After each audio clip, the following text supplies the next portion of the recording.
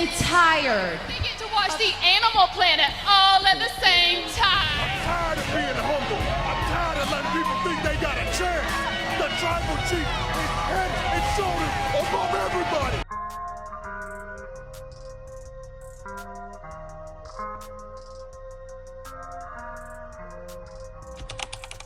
Hey guys, we're here at the Locker Room. Toxic Ring Scandal, aka KDH, is here. Today we'll talk about why was Mickie James done wrong with Piggy James' storyline, why Piggy James' storyline just went way too far in WWE. Let's get the lights as we come into the Locker Room, and as usual, we are about to air some dirty laundry. Back in the late 2009, 2010, Mickie James was in a storyline where she was called Piggy James due to her weight. Despite the fact that Mickie James was in great shape and still is to this day, she was in with LayCool, which is Michelle, McCool, and Layla. They were definitely making fun of her, teasing her, and it was a way for them to get over as heels. But Mickie James felt very uncomfortable about it. We will hear interviews with Mickie James on Kurt Angle podcast, and also Mickie James and Michelle McCool on a podcast as well. But this was just terrible, though. Mickie James, you know, before anything, she was winning championships left and right, you know, doing her thing. She was in this storyline on SmackDown. Shortly after this storyline was completed, she was going to be released by WWE. And I always felt that WWE always did not honor Mickie James, respect her as a performer like she should have, because Mickie James always put on a great match. She's always put on a great show, put over her opponents, make everybody look good for that matter. So I never understood that why, but we know it was Vince McMahon who wanted to make fun of her. But we'll hear more about this in a Kurt Angle interview with Mickie James here. Was there ever something you were booked to do you weren't comfortable with? Yeah. I mean, I didn't love the Piggy James angle. I really didn't. I hated it in it because I felt like it was, you know, even it was like ribbon on a square, right? Like it was meant to get real heat for Michelle and Layla, and I kind of felt like it was cheap heat and it was a different way to go. And so in the moment, I was very like, it was torn, but I'm also of the mindset like, okay, they're going to give me this thing that I felt in my heart at the moment, kind of go, they're going to give me this crappy storyline about calling me fat and all this stuff. And I had several conversations with the girls too. It wasn't like the girls were over the moon about doing the storyline either. I think they were heavy in their hearts about it as well. And I'm just going to try to make it gold and try to get these girls over as monster heels, because that's obviously the end result of what we want, is the girls need to get over as monster heels, and they weren't at that time, but they were by the end of it, especially with Vicky Guerrero involved and all of the things. And I felt like it did achieve that purpose. I didn't. Now, that was Mickie James asked by Kurt Angle what was one storyline she was not comfortable doing. That was Piggy James. She said she felt that it was cheap heat, that they was use her weight and make fun of her in order to get LayCool over. And I agree, Mickie James had a point there.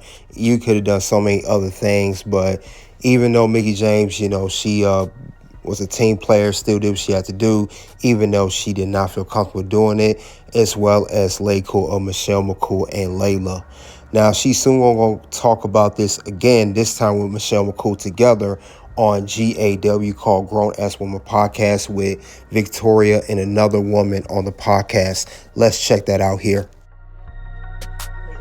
Well, Mickie, I have to say, I want to say, Michelle, because I don't think that we have even ever talked about it on at all for any. I think I've been asked about it separately in an interview, and you've been asked about it separately in interviews. But I think our fans would love to hear about the Piggy James angle, especially from both of us with the birth of LayCool and all the things. Because I remember in the moment having so many mixed emotions, and you and Layla as well, having so many mixed emotions.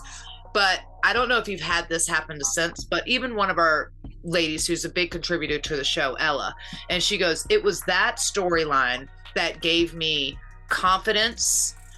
It made me a wrestling fan, and it also gave me confidence in myself because I was getting bullied and I was, not the stereotypical of what a girl should look like. So she's publicly and like personally thanked me, and I've had countless of those for that angle, that in that moment we were all kind of like, about it, and certain, but then I go, the business on the back end, and it really launched you and Layla as far as like these monster heels and, all the things. It sucked on my end, but I also had a lot of shitty things going on at the time. So, no, but what I've said, and I get asked about it all the time in any interview I've done, and I've said it every single time, my answer doesn't change, is that storyline wouldn't have worked had it been with anybody else other than you. Like, it literally would not have worked. Nobody could have pulled that off. Nobody would have had the emotion to, and yes, those emotions were real at times. I tried to tell people, I would come up to you and apologize beforehand. I'm like, this is legit, makes me cringe, which is why it did work. And people are saying, like, thank you. Obviously they're not thanking me, but they're thanking, us for the storyline, because at that time also it was kind of pushing the limit. We were always, you had the Mickie Trish era, and then we kind of dipped into the whole diva thing. And, that was kind of the first one that really came back to life with kind of pushing the boundaries a little bit. But had it not been you and how well you executed it, and you weren't going trying to change storylines, and you weren't, saying, oh, I'm not going to do this because it hurts my feelings. Like, you were ultimate professional, which is what you would expect, but you don't always get, obviously, from everybody. And 1000%, had it not been for you, LayCool probably would have never gotten to where we are. So thank you. Yeah. Oh, of course. I think when I look back too, even and maybe it's because we grew up in a different era and generation, and because the people that kind of taught us, because I go, like, there were parts I knew what the point of the story was, and it was to try to turn you two into like this monster heel group. But I also knew my part into why I was moved to SmackDown, and I did feel sometimes personally attacked, but it wasn't like because of you all. It was because of my own choices or because of whatever else I had going on.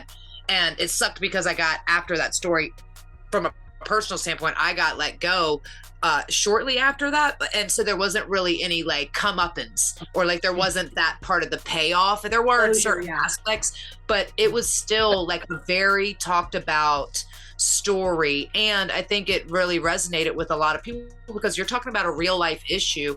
And you're right, from the time with Trish to even going up to that story, it was probably the first like real story where people started to get emotionally connected to feeling for the baby face and hating the heel in some type of, for the women anyway, for the women. And it really did a lot of, it was like the whole part of that anti-bullying campaign and all the things around it. Like, so it just resonated, I think, really, really with a lot of people. And that was both Mickie James and Michelle McCool on the Grown Ass Woman podcast, discussing the storyline, how distasteful it was. That was the first time those two have acknowledged that storyline afterwards, many, many years later.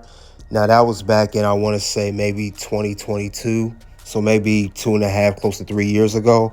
But yeah, Michelle McCool said it was so bad she had to go to Mickie James and apologize prior to going out doing a storyline or segment or promo, whatever, of how bad it was. And she said she felt cringe doing it. So it wasn't just Mickie James that felt uncomfortable.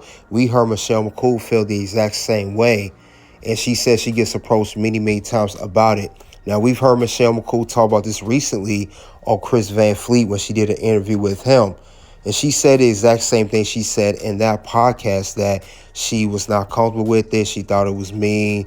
She didn't think it was a great thing to do for a storyline. But she did also say that Mickie James was the perfect person to do it with, because anybody else, they would have backed out of it. It would have shown, it been too obvious that they was not into it. Mickie James played the character very well. She played up to it, even though she didn't want to. And it made LayCool look good as heels and put them over. I remember that storyline, even though it was not the best storylines for Mickie James, but I do remember LayCool getting a lot of heat for it. I remember Michelle McCool, she was a women's champion.